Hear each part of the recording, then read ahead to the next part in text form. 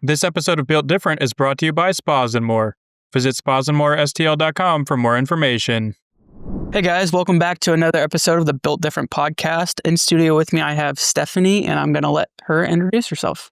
Hi, my name is Stephanie Spaniel. A little background about me. I was in corrections with the state of Illinois for 13 years, moved here in 2011, did some personal training, and then went into fire and EMS for about 13 years. And have stepped away from that right now at the time and pursued massage therapy and helping people work with their body and any trauma that's stored, whether, it's childhood or work related, and try to work through that and help the body heal. Stephanie, you've got a lot. Obviously, you've done a couple of different walks in life. So let's just start at the beginning. So what made you want to get into corrections? I did not. Okay. My friend asked me to go test with her because she failed the first time. And she said, I need you to come support me and test with me and get me physically ready. And I said, okay, well, I passed and she failed. And totally forgot about it. 6 months later, I started getting phone calls from a couple of max securities and then medium securities. And then when a minimum called, then I jumped on that thinking that meant I was going to be working with some inmates that weren't that bad, and learned that the hard way. So where were you at in Illinois? I went to Lincoln Correctional Center. There was two next door to each other. Okay. I stayed away from the females because that's like where everybody says the worst. Yeah.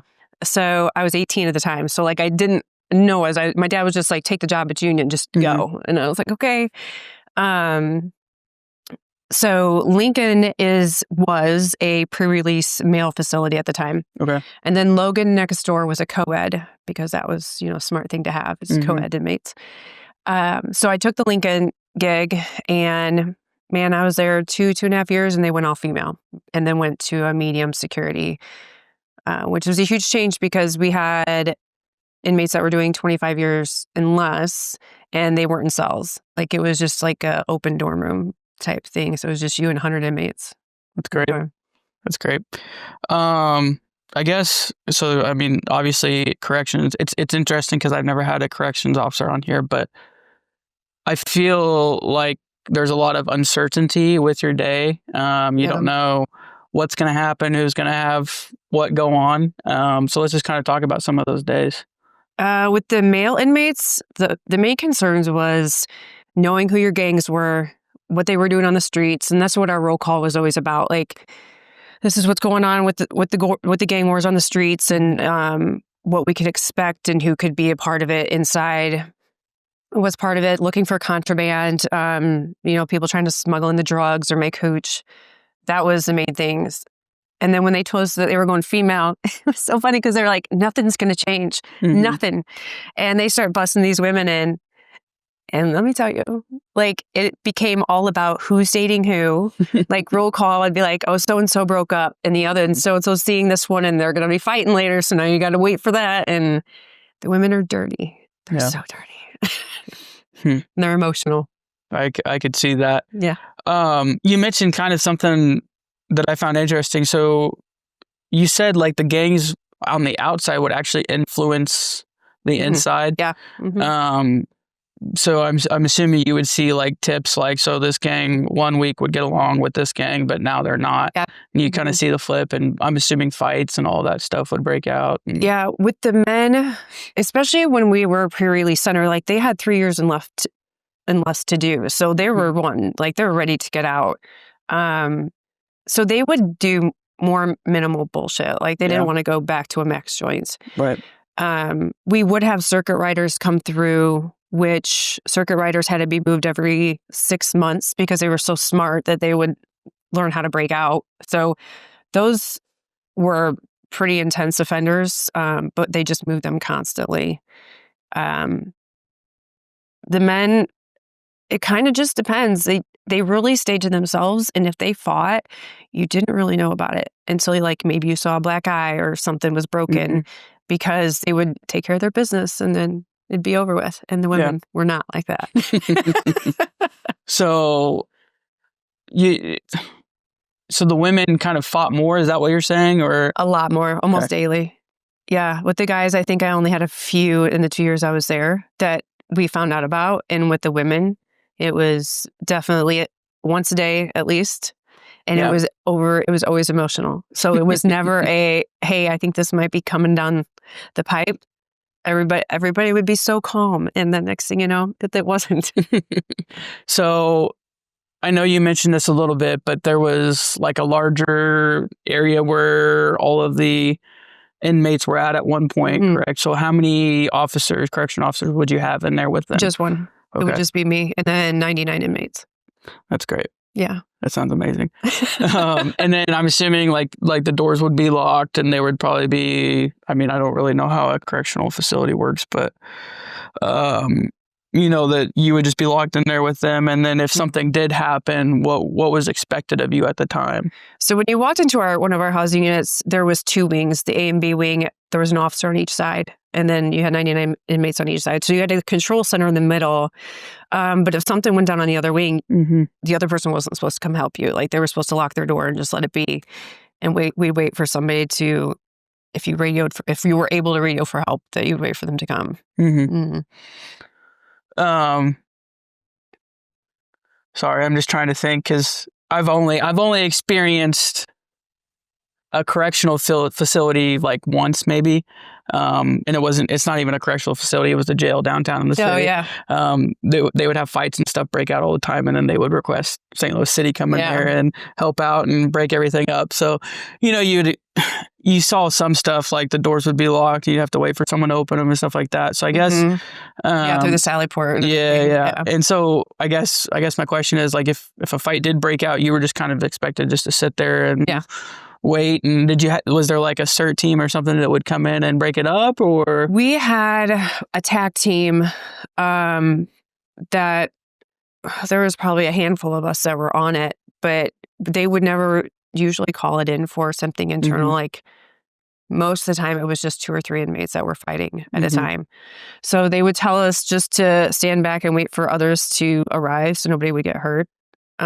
Did we always know? Kind of depended if we thought we could control it really fast. Right. And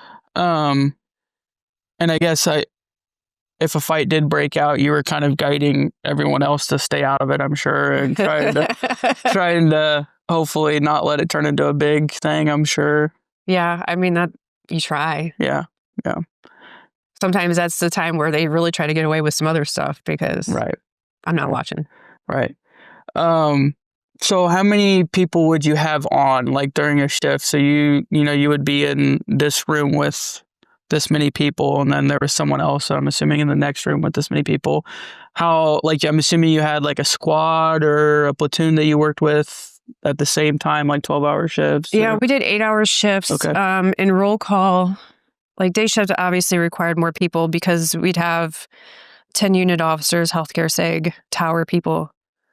You're probably looking about 25, 30 people on day shift. Night shift ran a little bit shorter because some things were closed down. Okay. I guess moving forward, what made you want to get out of corrections and switch over?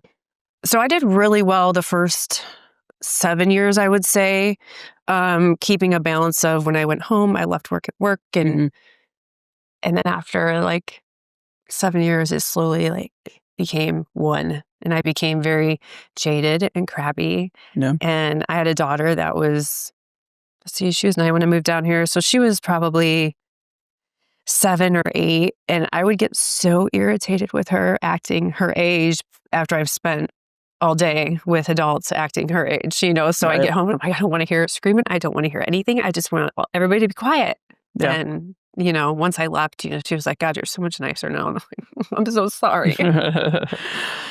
So then after corrections, you get into fire? Is that correct? Close. I moved down here and I did some personal training for almost 2 years. And then by chance, I was like, what am I going to do with my life? Because personal training, it doesn't always pay the bills, right? It's a saturated area. And I was standing at an auto place and I was talking to the guy behind the counter. And it was funny because he goes, your accent, where's it from? And I said, well, I grew up about a little south of Chicago. And he's like, oh, my family's from up there. He said, my family's the mafia. And I was like, oh, that's nice. And he was like, well, what are you going to do with your life down here? I was like, I don't know. Like, I don't know. I don't want to, like, law enforcement doesn't get paid enough. You know, I was making over $100,000 a year in corrections. I was like, I don't know. And he goes, why don't you do firefighting? And I was like, girls do that? And he goes, I mean, you were a correctional officer. I'm sure girls do firefighting. I'm like, well, I just never saw one. So I went home that night and looked it up online and signed up for EMT school by the end of the night and just went through it as fast as I could. So where did you start off at? I think, so I went to EMT school and then I got hired on by SSM in the ER in Wentzville. Okay. Yeah, as a tech. And then I got hired on in Lincoln County as an EMT there, part-time. Around that time, then I went to the fire academy. And right after that, I went into medic school. And by then I wanted to like experience things because like I felt like all of my ride-alongs were white cloud stuff. So I went to Christian and got some really good experience real fast. It was good. Yeah. And then I think I was there 5 months and Frontenac called. And first rotation at Frontenac, Fenton called. So I'm to Fenton. So your training initially, what did that kind of look like? Like once I got to Fenton? Yes. So they had a program at the time where you were on probation for a year. You spent that first year at a certain house and kind of went over everything. And since I didn't have a background in fire, like there was a lot to teach me. A lot of truck stuff. Like I didn't know anything about the truck. And the academy had been a handful of years before that. So like even basic stuff, I remember them just making fun of me. I was like, I don't remember how to start a chainsaw. I don't know. My dad didn't teach me that. So we had a lot to go over. He could get on the ambulance for the first 30 days. And after that, they start rotating you on the truck. So on the ambulance, I was pretty comfortable. So once I started getting on the truck, I'm like, oh, this is going to be fun. And I had done my first trade, like not 30 days in. I worked for a girl for 24 hours and we had 3 fires that night. And I felt so bad for the captain. I was like, oh my God, he's got to tell me everything to do. But by the end of it, he goes, you're not allowed to trade anymore.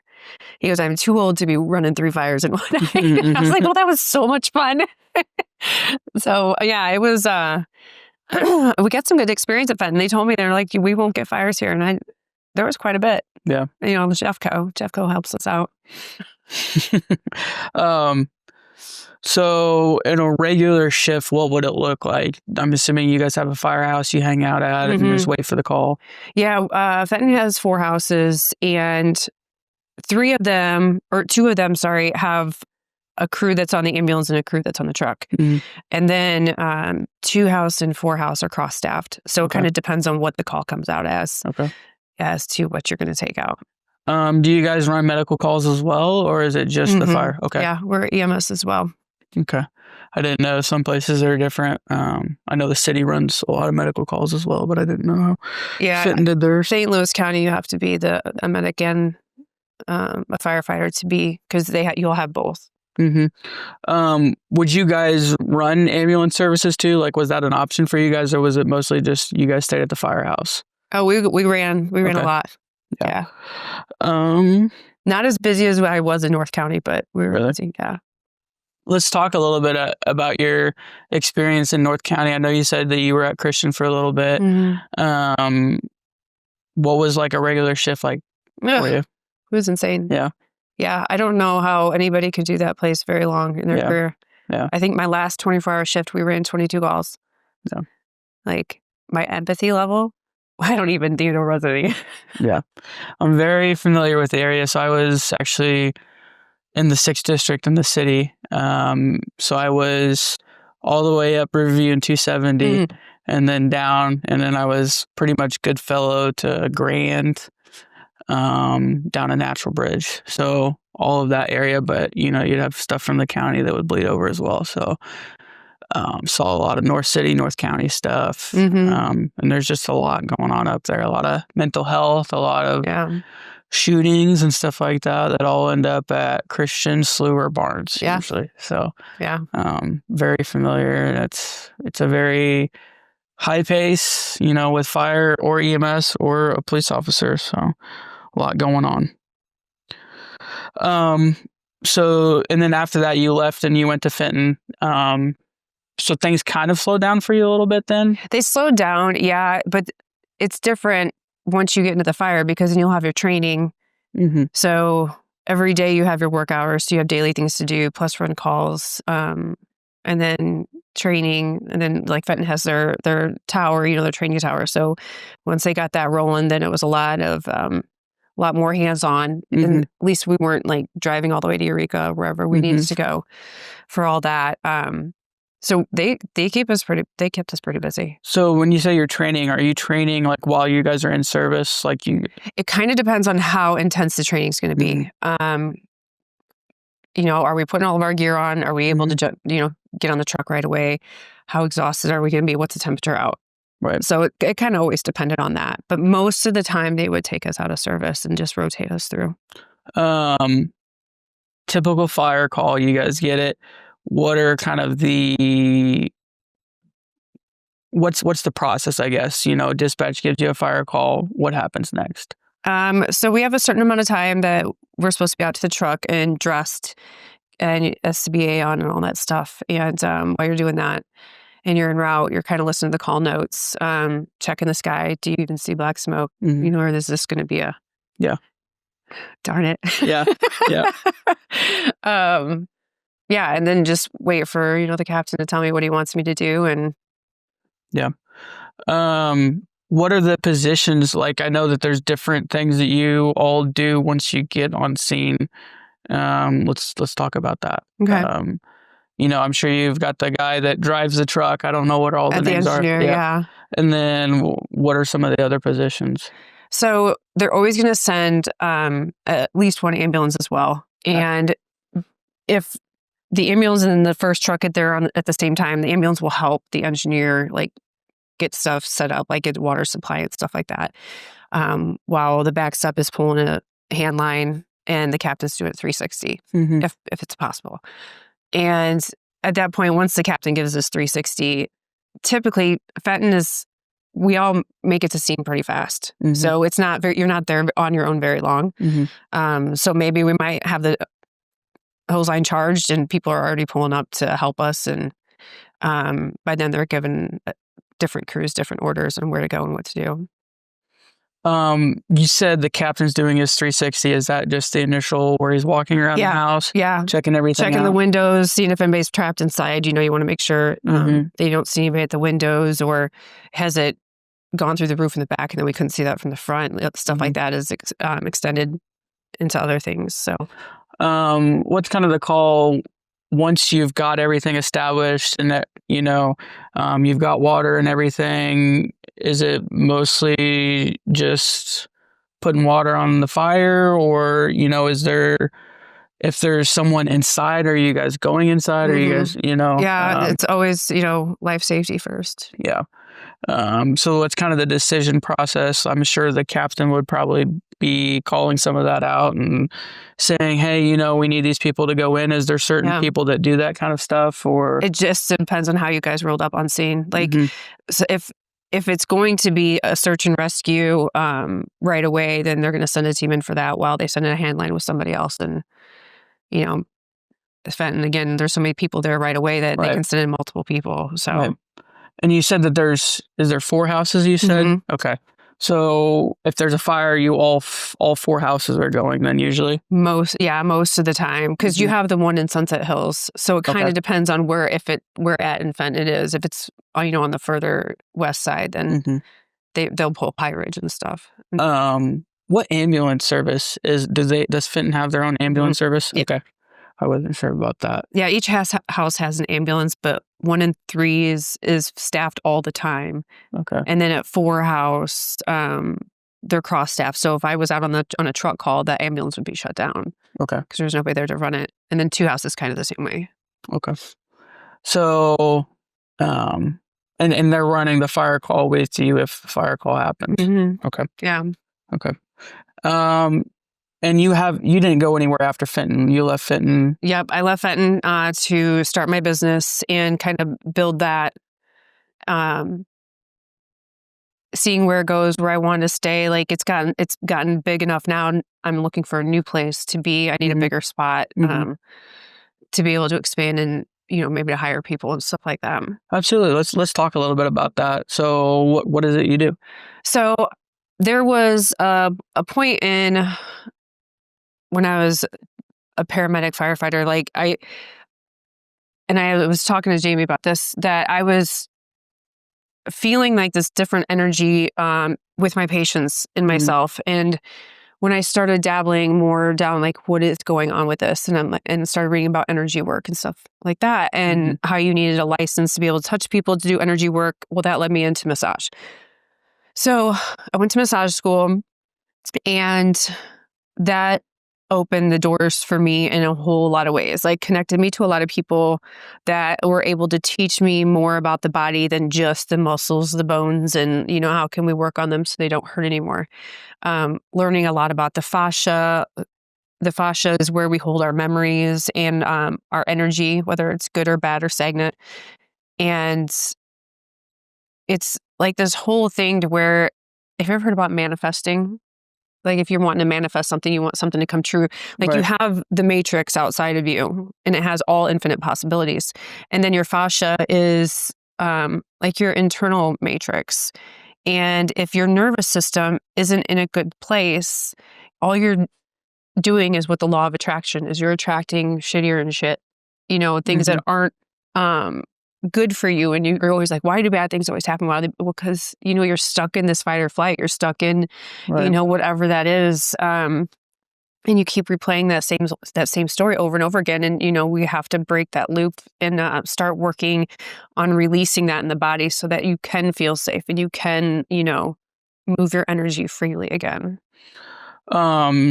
So where would kind of be the starting point if you did find a client, if they come in and they say, hey, I have this, I want to sort through, what's kind of the starting point or the path that you would lead them on? So a lot of times they don't even know, like, they just know if my back hurts or, my shoulder hurts. And we'll start going through the body, and depending on where I'm working, like if I'm in mid-back, I'm like, oh, you're a people pleaser. You like to bend over backwards for people and carry a lot of stuff, overfill your plate. And they're like, what? It's like, oh, this is all the things that I can see, in your body and be able to tell. And they'll usually be like, well, you may as well just tell me some more, and then we'll go around the body and we'll start doing some work. And I said, well, what I need you to do is, now that we're here, now you know what we're working on, start talking. Because like the more you talk and the more you speak and get that out, your body will start relaxing more and it won't be holding on to that as much. And then we do that over and over and over again. So, and that's, you're saying that's the initial visit. And then after that, you just kind of keep working. Yeah. Like, okay, how did you feel the next day or 2 days later? Did your back did it last, a week or two? Are we in a good spot? And let's go back and I'll look at my past notes to kind of see how much was involved in the back, and see if we're back to the same spot or, if we've made improvements. Because it kind of depends. Like, what are you going to do with your story now when you leave here? Right. Like, you can't go back and keep repeating it because it's just going to keep coming back. Right. Yeah. And like, because your glutes, like when you're not in a place to deal with something, if something's upsetting you and you're like, I don't want to deal with it right now, we always store that in our glutes. And I can tell when somebody is going through a lot because they'll be like, oh my God, my sciatica, it hurts, it's down the leg. I'm like, oh boy. We had a lot to unpack then, and that seems to come in groups. Like a lot of people come in groups like that. Like it's a universal thing of holding on to a lot of stuff. Yeah. And I've just learned, like, when you start feeling something, you just, I don't care how shitty it is, just sit with it and feel it and then let it go. Yeah. Because man, there's some bodies. My body has taken a lot to like fix over the years. Really? Yeah. Yeah, I mean, with being in corrections, I'm sure there was a lot of stress there, but then, firefighting has its own demons, and Yeah. I could definitely see that. And a lot of people that would get into these professions as first responders, a lot of us came from a childhood that wasn't so good, and that's why we became, those things. Mm-hmm. So it was, layer on top of layer on top of layer. Yeah. Do you deal with a lot of first responders? Yeah. It's getting them to break the ice of understanding that they're safe, and I'm not going to go repeat their story. Yeah. Like there's a lot of stories that are told in my room. Yeah. Yeah, that's definitely a demon. Everyone hides their stories, and I think that's for everyone, not just for first responders, but I think a lot of people just like to hide the deeper, darker parts of them. So definitely something. So when you start this process, how quickly do you see a turnaround?